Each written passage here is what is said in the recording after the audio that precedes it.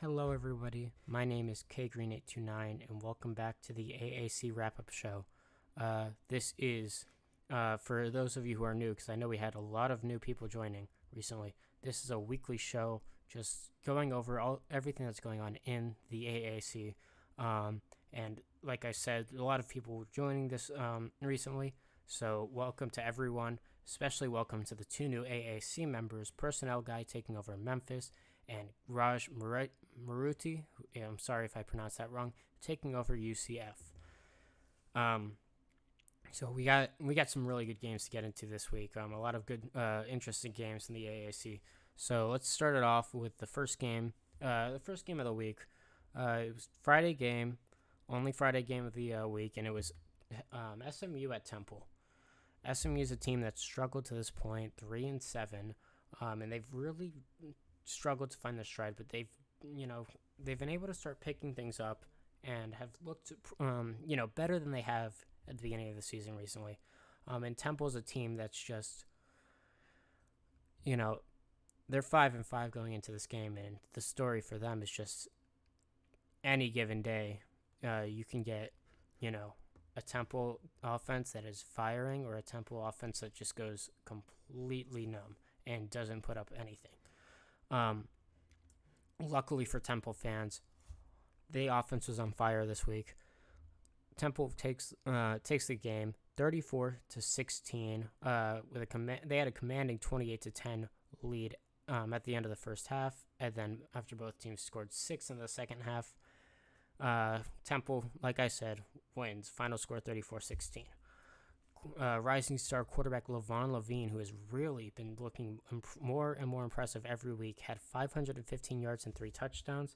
Still has some stuff to work on. He threw 3 interceptions. So I know that Coach Sandy Toes of Temple is going to look at cleaning that up, but really good game by Levon Levine. Really good game by his top target, wide receiver Tajon Hecker, who also recently has just been putting up a lot of great games. 12 targets, 8 catches for 203 yards and 2 touchdowns. Even getting the tight end Dunce got involved on 6 targets. He had 5 catches, 74 yards, and a touchdown. For both these teams, we saw a little bit of a struggle to get anything going on the ground. Garrett Maxey had the most rushing yards with 59 on 49 attempts, but I mean, he was the only running back who, ran the ball over 10 times.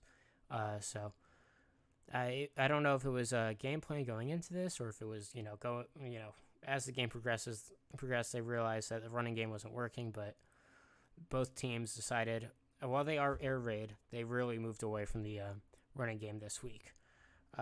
Just a couple more notes on SMU before we move on. Tyler Graham, who's had an up and down season, didn't play terribly. He could have played a lot better.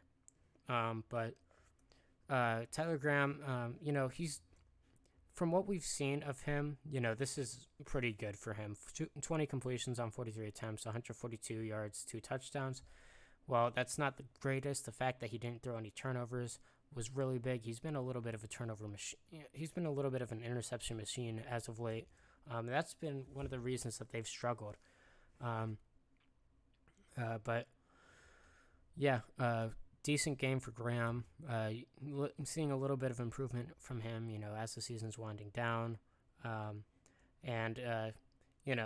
I said, Levon Levine threw 3 interceptions, and I mentioned that Levon Levine has to work on it, but got to give credit where credit's due. Raymond Fry, free safety for SMU, had 2 of those interceptions. So, and then cornerback Kelvin Garcia had the other interception. SMU, they could have found something with their defense, because Levon Levine is somebody who's pretty accurate. You don't see many turnovers from him, so it could have been just a rough game for him. But not much to say about this game. Right off the jump, Temple had command of this game, and they never looked back. Next up, we have East Carolina University at Tulsa. And again, this game was, storylines going into this game were, they're exciting. Tulsa coming off of winning the national championship last year, and then a slow start is starting to rebound on a bit of a winning streak. They come into this game at 4-6. I'm gonna move the mic closer. They come into this game at 4-6. East Carolina, who halfway through, and then East Carolina is kind of like the complete opposite of Tulsa at this point. Halfway through the season, they were number 2 in the AAC. I had them as my favorite to make the conference championship game, along with Tulane. And it looked like it was going to be. It looks like it was almost locked in, but since then, East Carolina's really fallen off. They haven't really been able to get much going with their offense or defense, and they come into this game at 5-5. This is a big game because, well, it's a very low chance for both of them. Whoever loses this game is officially eliminated from conference championship game. They don't, whichever team comes out of this with a loss no longer has a path. And Tulsa stepped up to the occasion. The defense was the main story as they were able to shut out East Carolina and their pretty good offense. They've had an offense that's consistently been troublesome for some teams. But Tulsa's offense put up 20. Tulsa gets a 20-0 win. And just going over some stuff, Maurice Ecule, not his best game, but definitely not his worst. 23 completions, 40 attempts, 237 yards, and a touchdown. Brandon Pipkins, always want to see more from him. 15 attempts, which I like the amount of touches they're giving him, but just couldn't find the holes today. Only able to get 75 yards. A guy who's really reliable on the ground for them. Just wasn't able to get going today, but he was able to find the end zone, getting a touchdown. And then ECU, this is why I pointed out Tulsa's defense was really good. East Carolina University has had a really good run game between starting running back Ryan Gobert and starting quarterback who loves to scramble and use his legs, Steven Rivero. They held those two to just 14 rushing attempts for 33 yards, no touchdowns, and a fumble. That's their offense stems from Steven Rivero and Ryan Gobert picking up yards on the ground, and they shut it down. And then, as you can see in the box score, once that was done, ECU's offense grinded to a halt. Tulsa did a great job of distributing the ball. Targets were evenly spread out, as Maurice Ecule really looks like he will be he will blossom into the next great Tulsa quarterback. But again, another game that wasn't close, not too much to talk about. And while this next game is not close either, there is a bit to talk about, and that is Tulane at USF. USF's another team where if they want to make the conference championship game, they need a win here. Tulane already has secured their spot for the conference championship game. They're 7-2 going into this, ranked 13. They've got their eyes on playoffs. They're looking for the playoffs. USF coming in at 4-6 is just trying to stay alive. The dream is a conference championship, but right now, what they're fighting for is those 2 last wins they need to become bowl eligible. And USF fought hard, and after shutting out Tulane in the second half, USF is able to win 52-23, getting a huge upset. This is not something I wasn't expecting. I knew that USF was, as a team, was going to give me a lot of trouble. My run defense is not good in the slightest bit, and USF's a team that loves to pound the rock. Kyle Higbee threw 25 pass attempts for 14 completions, 90 yards, 1 touchdown, and 2 interceptions. But what you really see him is getting out of the pocket. You see him grabbing yards. 25 attempts on the ground, 283 yards, and 3 touchdowns.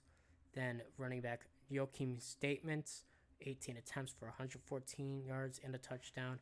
And Kevin Recker, 18 attempts, 59 yards, and 2 touchdowns. And then even then, there's another 60 rushing yards I didn't mention. Um, in comparison, the two guys I left off that got 60 yards, that ties the leading rusher for Tulane in this game, Mitchell Grilly, who on 10 attempts had 60 yards, and is actually more than Tulane's entire rushing game, as Hector Lee had 2 carries for -6 yards. Um, but let's talk about what we've talked a lot about. What they did offensively that did it, but keep in mind Tulane is a high-powered offense, and they were completely shut out in that second half. So let's just go into that.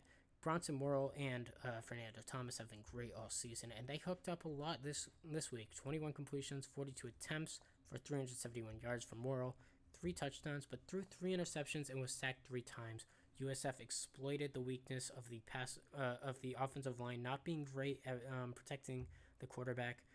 And then Fernando Thomas was trying to do everything he could. 16 targets, 12 catches, 216 yards. Normal stuff for him. Impressive for a wide receiver. But he's been putting off these numbers all year. Only 1 touchdown. And it just wasn't enough. Tulane is investing in, we're making an investment into getting some guys who can really stop the run and some guys who can protect the pass, because you saw it this week against USF. You saw it against Houston. The lack of pass protection causes Morrill to make some bad decisions and causes us to just get thrown off our game. There's a lot of stuff. I'm really happy with the way that, in case you haven't gotten it, I, K-Green829, am the coach of Tulane. I'm really happy with the way we've played. I didn't think we would be this good, but there are some holes that we need to fill that I'm looking forward to filling. Next up, actually, before, let me just mention real quick about the rushing. About the rushing. So Kyle Higbee, on the second play, offensive play for USF, the quarterback scrambles and picks up 58 yards. And if you just scroll through the play-by-play, you will see just big chunk yardage of runs just for Kyle Higbee, Kevin Recker, and that whole USF offense. Just nothing. I mean, you can take my word for it, but you can go look yourself at the play-by-play. Nothing we could do could stop that USF rushing attack. Next up, we had Cincinnati at Navy. Again, kind of similar to the Tulsa, East Carolina game. Cincinnati started the season off undefeated. They came into conference play without a single loss. And at that time, I was really high on them. I thought they were going to give UCF, who I had as the top team at the time, a run for their money. Navy is a team that, until a couple weeks ago, didn't have a win. But going into this game, they're in similar situations. Cincinnati comes in at 4-6, and Navy comes in at 3-6. And Navy, what we've seen from Navy is them salvaging. They've had some good momentum in recruiting, and we've seen that kind of transfer over to the football field, and they've kind of started to salvage the season and get some good out of it. And then you look over to the other side of the ball, and what we've seen from Cincinnati is a complete collapse.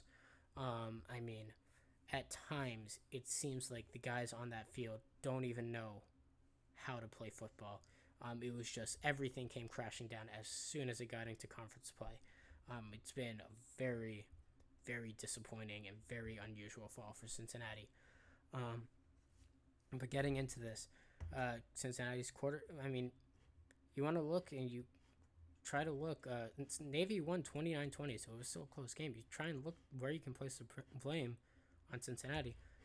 Maybe it's their quarterback, Brandon Shipley, 33 attempts, 22 completions, 281 yards, no touchdowns. Well, that does hurt. No interceptions. It's a decent game for Shipley.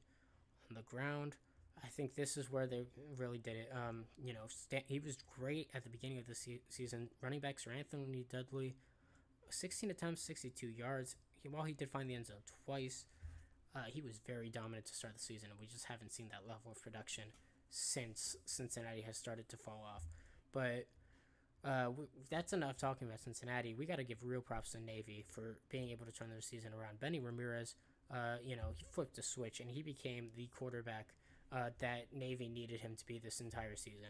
30 attempts, 22 completions, 222 yards, and a touchdown. And then the running game, we've seen it getting started, and I think they had their breakout game. While Donald Perkins was assisted by 21 attempts, he had 100 yards and a touchdown. Backup Alberto Martin, former quarterback Alberto Martin, keep in mind, 15 attempts, 58 yards, and one touchdown. Then, like I said it every week that Navy wins. When their receivers are making plays and making catches, that's when you see their offense shine. And it happened again this week. Wes Asuna, 12 targets, 9 catches for 70 yards. Tevin Griffin III, 5 catches on 6 targets. Brent Bridges, 4 catches on 4 targets. I think that's the third week in a row that he's made every single catch.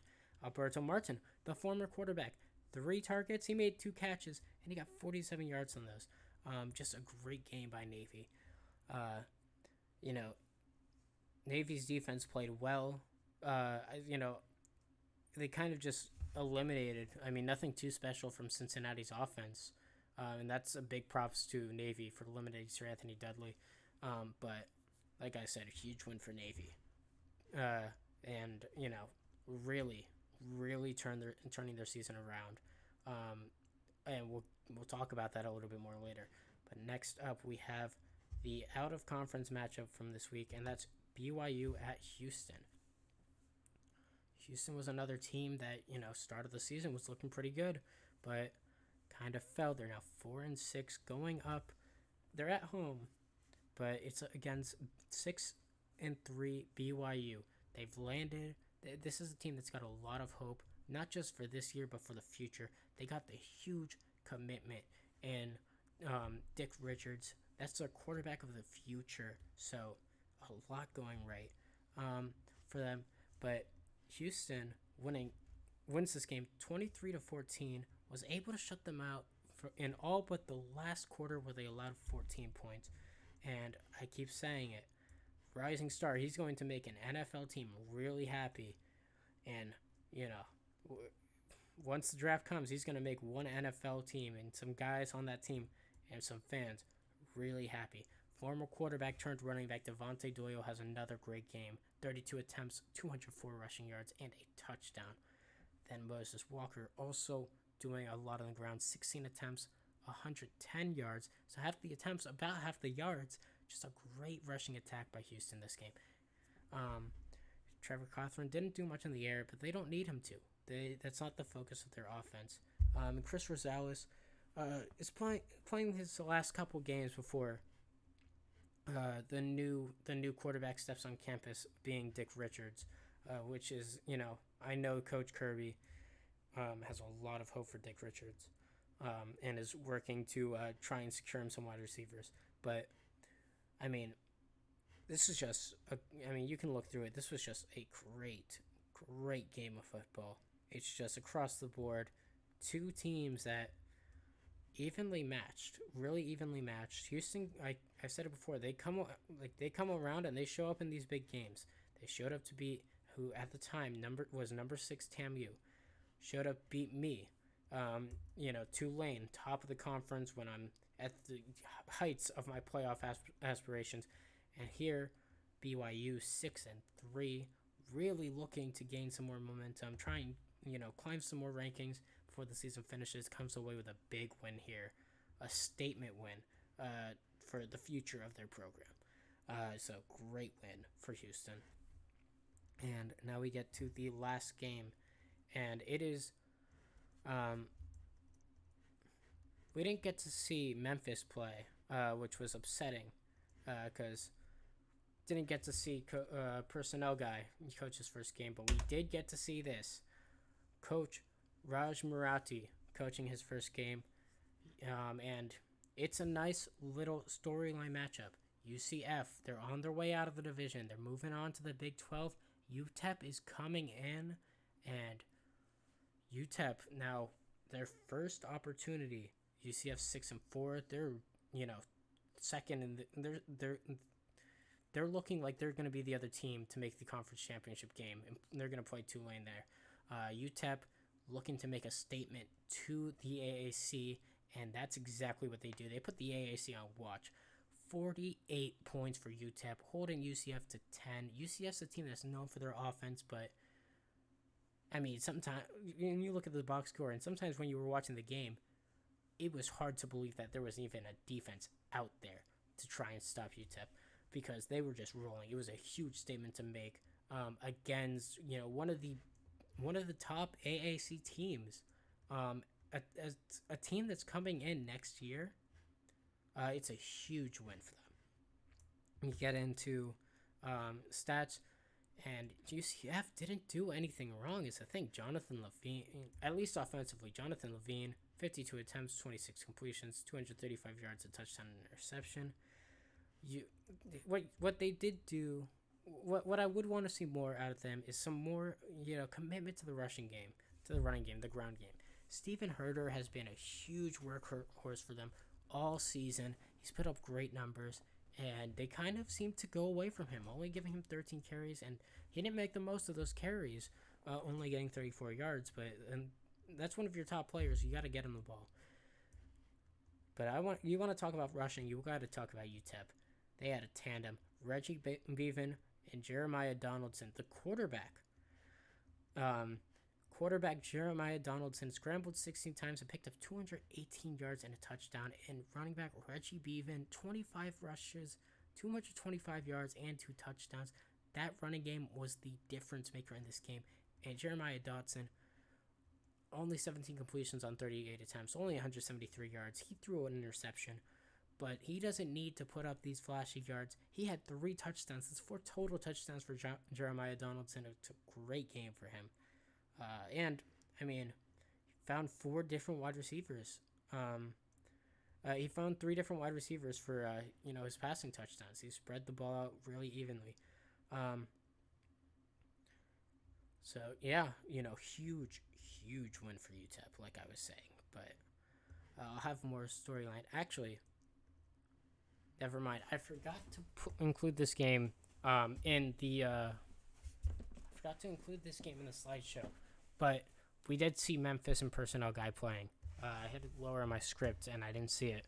And I kind of riffed on we didn't get to see him. We got to see personnel guy take his first game, and it was not a pretty one. But I do not blame him in the slightest. Memphis is, one of the bottom teams here in the AAC, and going up against San Jose State, who's one of the top teams in the league, 7-3. Memphis is 3-7 going into this game. Memphis loses 37-3, but like I said, completely understandable. Dejon Fitz had a great game for SJSU. 31 completions on 40 attempts for 383 yards and 2 touchdowns. But Pat Johnson also put up a pretty nice performance. Despite losing the game, Pat Johnson, 22 completions, 48 attempts, 220 yards. No touchdowns and 2 interceptions. That was a big problem with his game. He just couldn't stop turning the ball over late.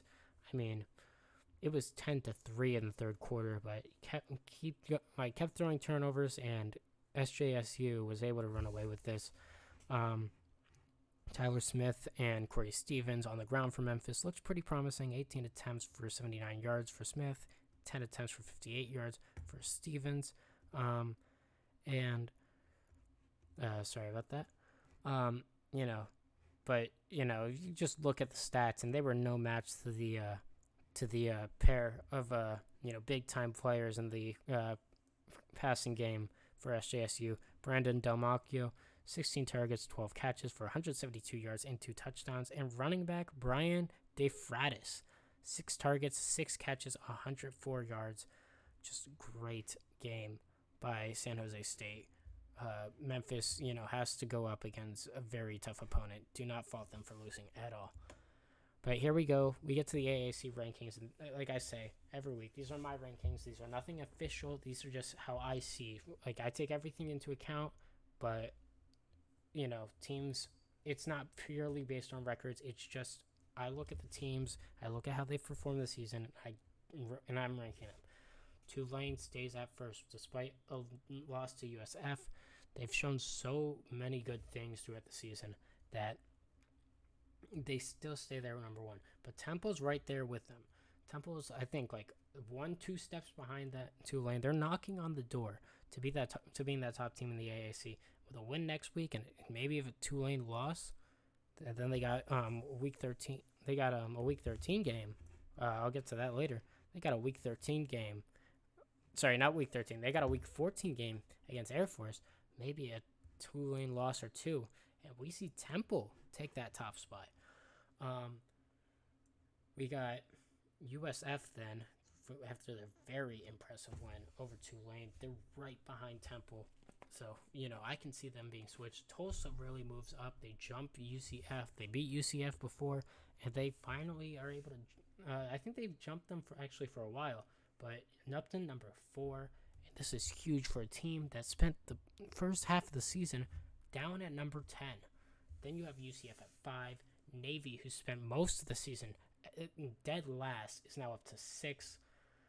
Then you have Houston, East Carolina, SMU, Memphis, and Cincinnati rounding out the last 5. So let's get into discussion. Let's get into discussion. There was one commitment, but only one, so didn't put too much into making commitment at it. But it was 3-star receiving running back Theodore Sacre to Temple. Coach Sandy Toes gets a running back. C overall, B- potential. It's a 5'9" guy, 196, small dude out of Holland, Michigan. But, he came to Temple for academics, and this is a guy that they're going to work really hard, and they're going to look to see some improvement out of him. And now, got 2 more things before we wrap it up. We're going to look at the schedule for next week, and we're going to talk a little bit about the, last parts as we getting to the end of the season. What games we should look to this week in terms of, shaking some things up. We have first game we have set up. We have Tulane at Cincinnati, coming off of a tough loss against USF. They're going to try and bounce back, and Cincinnati's going to try and, like they've been trying to do for a while, they're going to try and recapture that magic that they had in the beginning of the season. UCF playing USF. This game is big because if Temple loses to Syracuse, we'll get to this a little bit more later, but tiebreakers in the AAC are based on rankings, on how you rank in the polls. So if Temple loses to Syracuse and UCF gets a win against USF, or USF gets a win against UCF, those are both really talented teams. So I think that's something that would move them up. Might be enough to jump Temple in the rankings and get them into the playoffs. Not playoffs, get them into the conference championship game. Next up, we have, like I hinted at earlier, Temple at Syracuse. Then we have Memphis, personnel guy, going back on the road, but he's playing a conference opponent in East Carolina, so he's going to be looking to get that first win. UCF, like I said before, new coach Raj Murati, he's going to go to USF and try and fight and claw with everything he has left to try and get right back in there. After a loss to UTEP, it doesn't look great for them making the conference championship game, but you never know. A big win and a big loss by Temple could be enough. Next up, we have Navy at SMU. Navy's probably. I think Navy's just going to keep up the momentum. They've been on a nice little stretch of wins. They won 2, lost to UCF, then won 2. I think they're going to make it a 3-game winning streak, their first 3-game winning streak of the season. And then finally, we have the last game, Tulsa at Houston. So now, where are we looking for the conference championship game? Well, so Tulane's already clinched. Okay, there's one spot left. Tulane's in it. There's no way they're out of it. SMU and SMU, Cincinnati, Memphis, East Carolina, Houston, and Navy are all theoretically, not all of them are mathematically, they're all theoretically eliminated from the playoffs. All of those teams but Navy are mathematically eliminated from the conference championship game. Navy is theoretically, because they're playing SMU and then Army, that's not enough to move them up in the polls. So they're theoretically eliminated, but mathematically there's still a slight chance. So who does that leave us with for that last spot? Well, we got Tulsa, USF, Temple, and UCF. Temple is playing an out-of-conference game, but like I said, tiebreakers are decided in coaches and AP and college football playoff polls. So, despite Temple going to Syracuse and playing a non-conference opponent, this game is big for them if they want to make the conference championship. A loss, and UCF and USF playing each other, who are also looking for it. One of them's got to win. That's going to be an impressive win for either one of them. A slip for Temple against Syracuse could open the door for USF or UCF to slip through. And a team that I have theoretically eliminated, sadly, theoretically eliminated also, Tulsa. They're playing Houston, and I just don't think Houston can give them a big enough boost to jump over UCF and USF and Temple in the polls. It was really looking like they had a shot until, I crunched the numbers and I really looked at how far back they were in the polls. So at this point, it's a 3-horse race. It's either going to be Temple, it's going to be USF, or it's going to be UCF.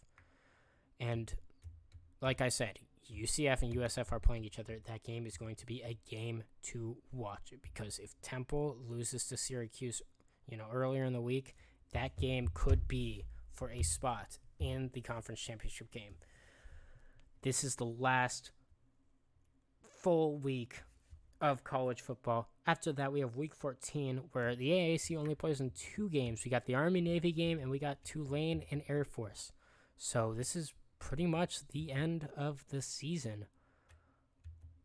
We're going to go over bowl games soon when they come out. Don't have to go over playoffs too much. There's only one team that's really in contention for playoffs, and that's Tulane. A bad loss to USF really hurts them. But if they can bounce back and win at Cincinnati, at Air Force, and get a win in the conference championship game, they could sneak their way back into that top 12 and make the playoffs, but it's going to be tough.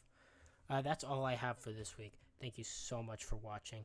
I will see you guys next week for our next episode of our final regular season episode of the AAC Wrap-Up Show. All right, thank you guys. Thank you guys for watching. I'll see you guys later.